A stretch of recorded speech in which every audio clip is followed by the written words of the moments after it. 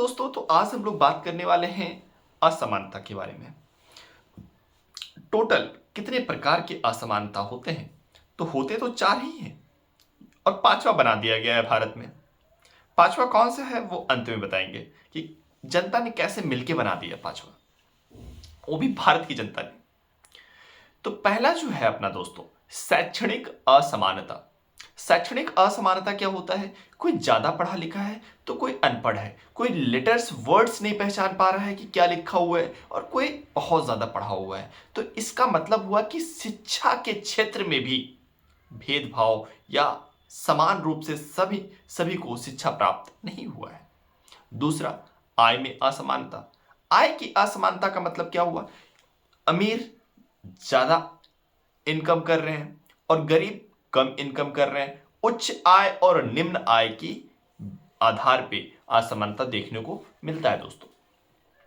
फिर आता है अपना क्या, जातिगत असमानता। जाति के आधार पे भेदभाव करना जातिगत असमानता होता है। जैसे उच्च जाति के आप हो, कोई निम्न जाति का है, कोई गौतम है, कोई रावत है, तो ये निम्न जाति के हो गए, और आप पंडित हो, ब्राह्मण हो, पाठक हो, तो आप उच्च जाति के हो गए। इस आधार पे भेदभाव नहीं करना चाहिए। तीसरा आता है दोस्तों, लिंग के आधार पे।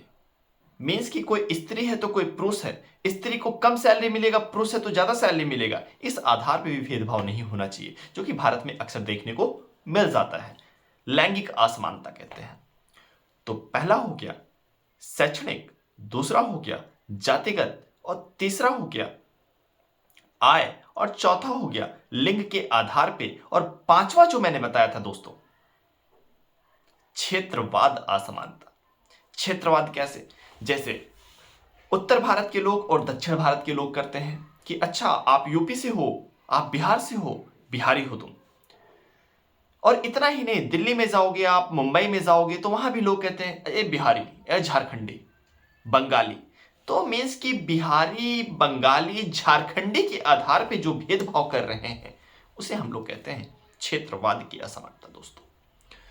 तो कुल मिला के 5 प्रकार की असमानता देखने को मिलती है। जैसे शैक्षणिक असमानता, जातिगत असमानता, आय में असमानता, और लिंग के आधार पे लैंगिक असमानता, और पांचवा जो है क्षेत्रवाद की असमानता। ये 5 जो असमानताएं देखने को मिलता है, यदि ये सारे असमानता खत्म हो जाए तो एक भारत विकसित भारत की ओर बढ़ चलेगा। परंतु इसकी सारे असमानता को खत्म करने के लिए कुछ समय लगेगा, परंतु एक ना एक दिन तो खत्म होना तय है दोस्तों।